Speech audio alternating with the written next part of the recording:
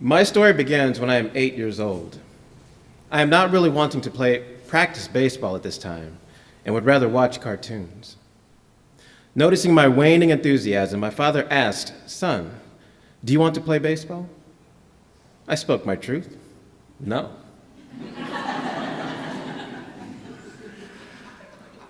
My father says, "Okay." We pack up and I thought that was that. Later that night, my dad explodes with rage. This was not the first time I saw this, but it was the first time my name was involved. My dad calls me into the living room where I watch him remove my mom's glasses, the first sign he was about to hit my mom. And then the abuse begins. Amidst all the violence, I began to make out why my dad was using my name. He was angry because he thought I had quit baseball, and he didn't want any quitters in his family. He tells me, "You have no blood of mine in you. You are a pussy. You are weak like your mama, and I'm getting rid of all of that tonight." After failing to hang my mom with an extension cord, throwing my mommy and me in a shower of hot water, I suddenly find myself holding my mom's waist tightly as my dad points an unloaded pistol at my mommy and me. And the world slows down as he pulls the trigger. Click, click, click, click, click, click. My dad says, "This is not good enough. I need to load this." A voice intrudes my mind from my panicked soul and says, "Survive." In this moment, I decided that 1, feelings do not matter. 2, I am not strong enough. And 3, only my intellect will ensure I survive. Everyone made it out safely that night, but my world forever changed. So what did this look like? I learned that perfection kept peace in the house, and so I pursued it with the passion few thought possible. Straight A's in school, elite basketball player, welcoming and accepting of everyone, always wanting to help. Some friends thought I was so nice I was going to be a Catholic priest.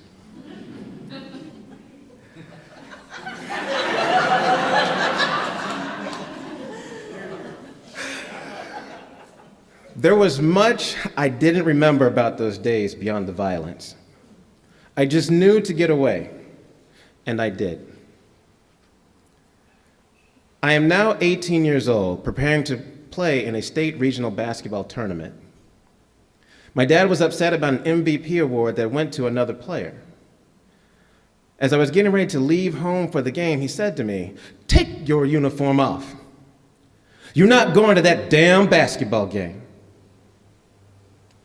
My mother was shocked, and for the first time stood up to my dad saying, "No, this could be the last time I see him play, and I want to see that." And with that, my dad unloaded on her.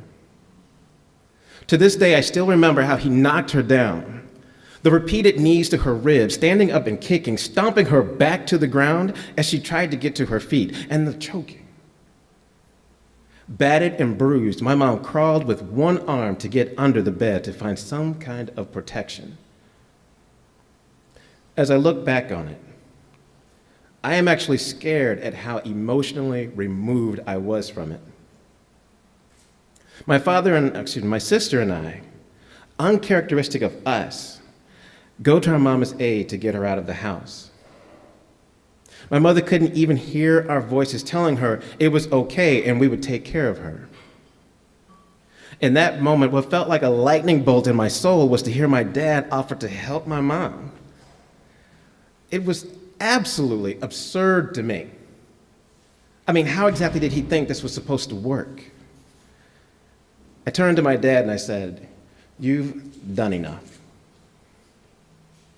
My sister went with my mom. I stayed with my dad. I just felt like I had 2 different voices in my head.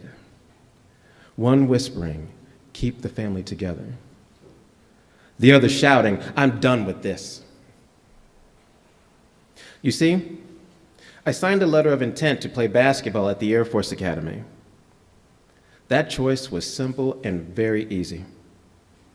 It provided a place for me to be protected from any random visits from my dad to attack me.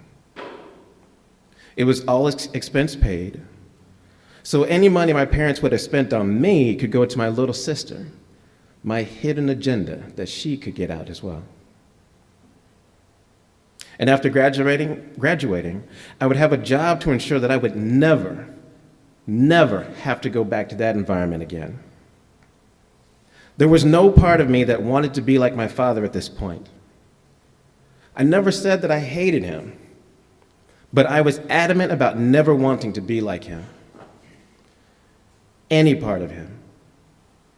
It made me really anxious at times to think about him or all the feelings I had suppressed. The academy has a particular way of bringing out the stress in your day. And this was one of them for me. There was a year where the stress got so great, I didn't talk to anyone beyond my basketball teammates on the court, where I felt at home for that whole year. It was just miserable. You see, at this point, I had determined that no one should hurt like I did, not due to such senseless violence born of an aimless rage. I was determined to not be a statistic to serve the designs of racial stereotypes for African American men. I did not want to pass any of this story of violence on to my family to continue that cycle of domestic violence. The cycle had to end with me. And this choice began an 18-year adventure that brings us to this present day. A new communication on love and leadership began for me when I happened upon 1 Corinthians chapter 13, verses 4 through 7 in the Christian Bible. Reading, love is patient, love is kind, it keeps no record of wrongs, it always protects, always trusts, always hopes, always perseveres, was like reading my anthem. It felt familiar. Actually, it reminded me of a dream I had when I was 8 years old, before all this madness started. In that dream, I felt I was in the presence of the purest form of love, peace, joy, and comfort. It was like this was the essence of my being that also served as my guardian angel. A spirit that I could dialogue with in order to live, as long as I developed myself mentally, emotionally, physically, and spiritually to understand it. For me, these words read like a roadmap for how I would break the cycle of violence I had experienced. I remember the words, love is patient, love is kind, feeling like they had a life of their own, calling me to understand it, in order to make plain for others to see in their own lives. I had to see how to use this in order to work on me, my family, and eventually society. So where did this take me? I graduated from the Air Force Academy. I have worked with and trained some of the finest men and women you could ever meet.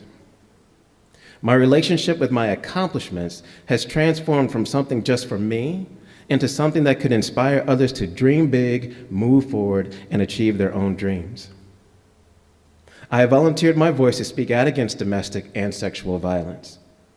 I have written and read some of the smoothest poetic lines you've ever heard. However, to really impact lives, I thought it better to do so in leadership development. The universe was with me on this, and I got to teach leadership at the Air Force Academy. I have been blessed. The Air Force has assigned me to the University of San Diego to pursue a PhD in leadership studies, to go back to the Air Force Academy and beyond to develop leaders. In all my successes, though, there was always this feeling that I did not belong here, or anywhere else for that matter. That my story had no real place in the world, and the work I really wanted to do, develop a theory that blends love, leadership, and performance, would be lost in the direction the world is going in now.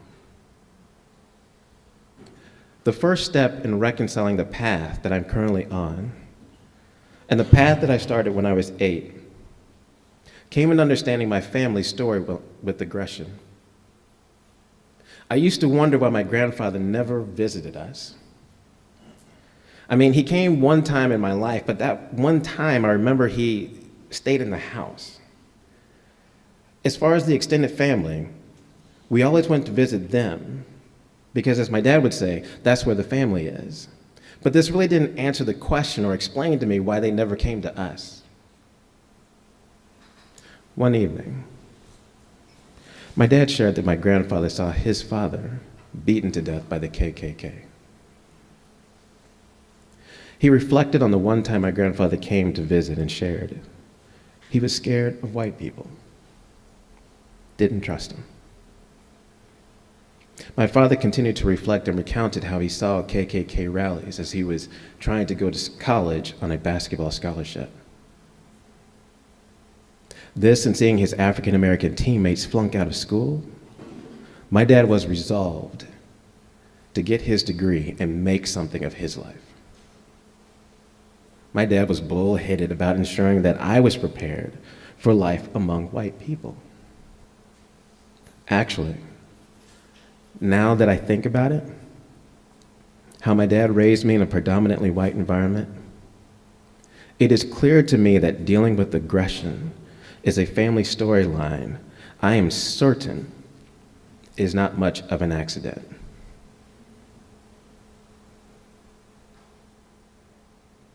You see, my dad's response to my grandfather's story was to forge ahead. My response to my dad's storyline is to be more inclusive. Love is patient, love is kind.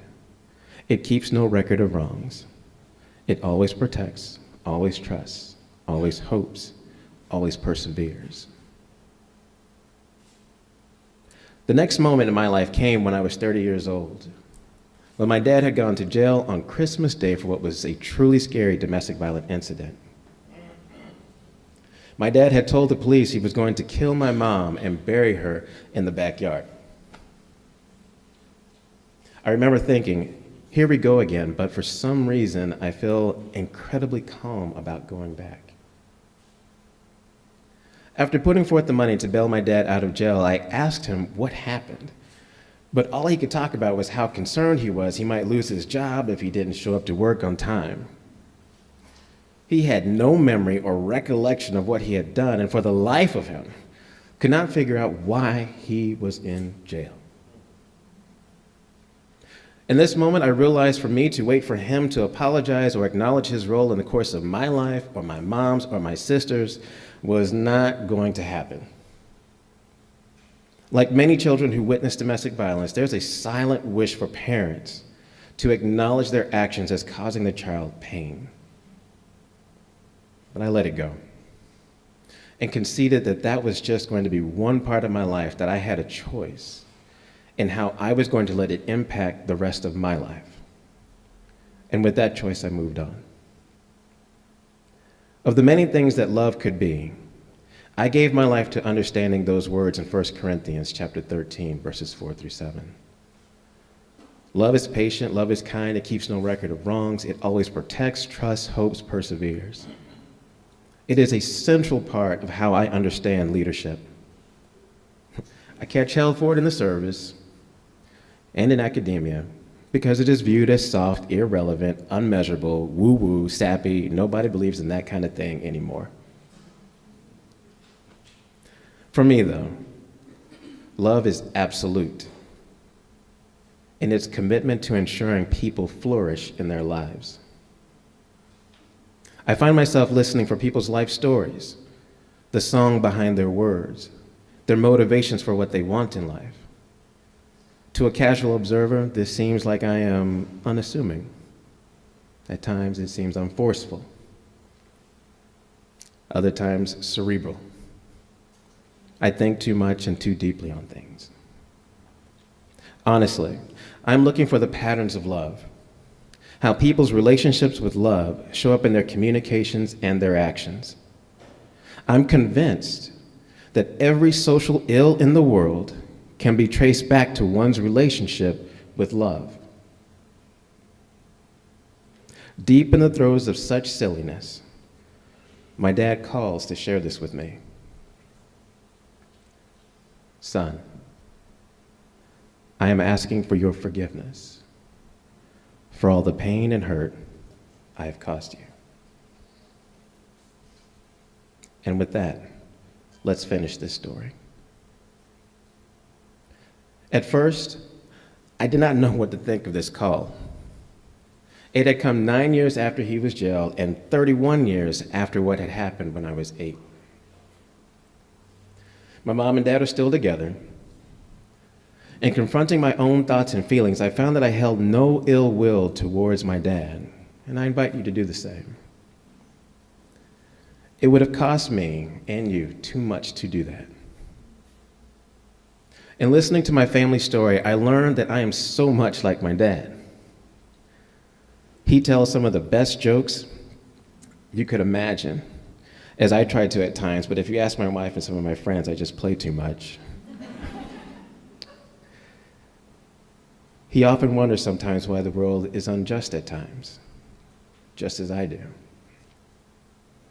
To think where he came from in a small rural country town to moving to a city in another state, raising 2 kids to go to college on scholarship and be contributing citizens in society, defying the African American stereotype.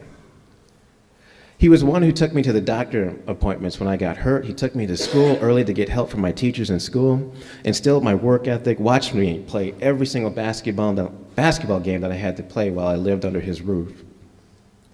He even taught me how to read the Bible, to understand what the Bible is saying, what it's saying versus what I want it to say. And all this, let me make this plain. I love my dad, and I'm very proud of him. Hearing my dad ask for forgiveness had this effect on me. It allowed me to embrace the masculine and the feminine, the aggression and the intimacy within me, to acknowledge it takes a certain amount of strength to talk about love and leadership in its many forms. Not for what it has done in my family, but for what it can do for a society.